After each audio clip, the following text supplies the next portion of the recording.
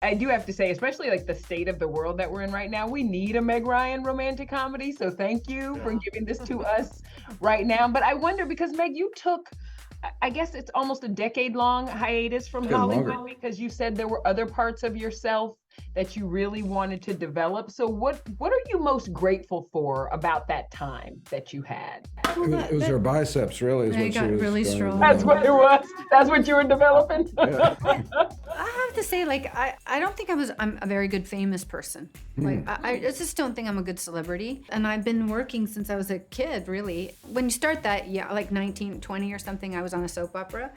And I just always felt a little bit like life was over, like outside this like little bubble, like outside some sort of membrane. And I remember cars closing and then like expensive cars, and then you don't hear the outside anymore. You're roped off in that part of the thing. And I just knew like it's just not good for an artist, for a creative person to have no like limited life in a way To draw from. and I'm grateful that I'm a mom, and I'm grateful that like I have the friends that I do, and I'm grateful that my life has so many different aspects to it. I've traveled a lot, and and I kind of, so by now I felt like, oh, I have some stuff to say Got it. with this movie. So there was just more of a freedom that you enjoyed. Yeah, I'm not saying, like, I have a very charmed life. People generally smile when they say hi to me, and they're like happy about some of the movies I've done. That's great. And so I'm not saying anything about like bad about that. I just have a very charmed experience. So, I recognize that, but wanted to sort of like just extend out of that, move out of the LA, just change it up. One of the things that makes me so happy, not just about actors, but especially female actors, when I see not just actor, but director and writer behind the name. So for you, how did that feel when you're coming back to this, not only to star in this, but you're serving all angles of this project? You get to be front and like you get to be involved with someone else's creative life in an intimate way.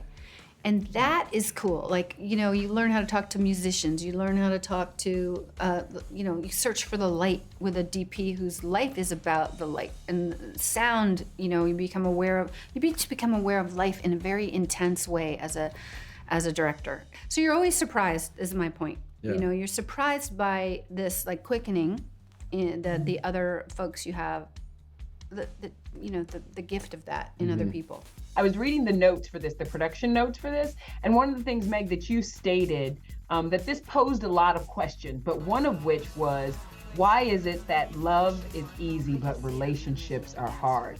By the way, that made me sit straight up in my dang on chair and take in a breath. Why do you think that? Well, I just like that we pose the question. Like, that's our job.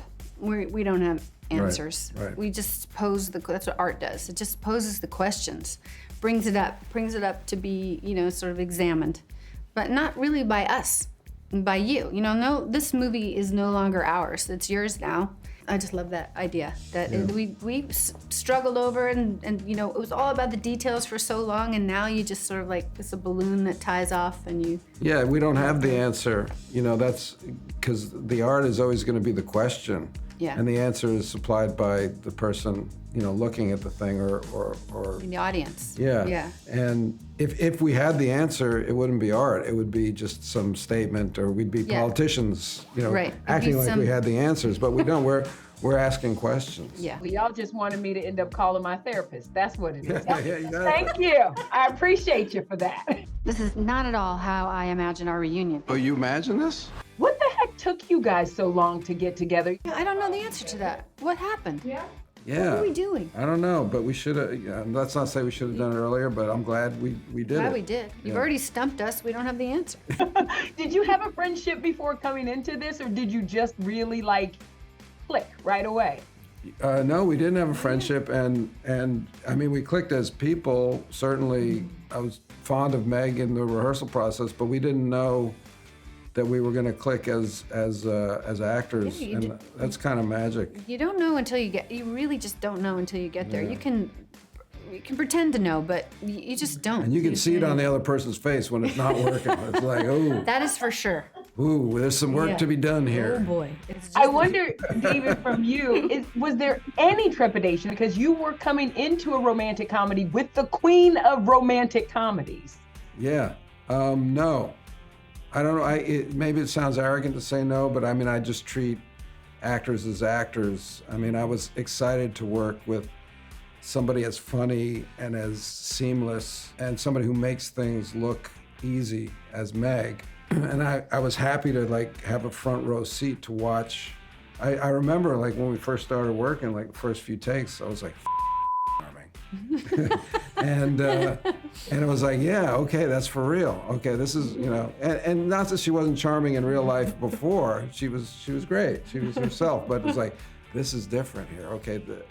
Okay, I'm getting that now. Okay, now I'm getting it, and now I've got to give it back, and now I've got to figure out how to match. we were both really on our toes. I have a good life, but I never again met anybody that made me feel the way you do. This question is for both of you. David, you know, you have your daughter West, and Meg, you know, your son Jack, both of them kind of making their way through this industry as well. When you think about like the path that they're forging, what kind of emotions come up for the both of you? Well, you know, both excitement and dread. You know, excitement because I think my daughter loves acting more than I ever did. You know, I'm so happy that she found a passion, you know, in life.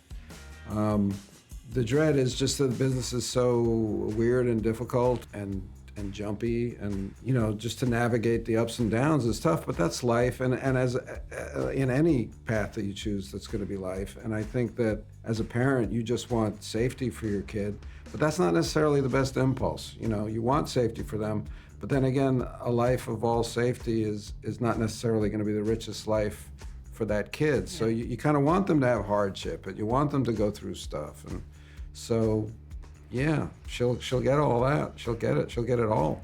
Yes, indeed. And education for sure. So true to back off and just go, life will out. Yeah, exactly.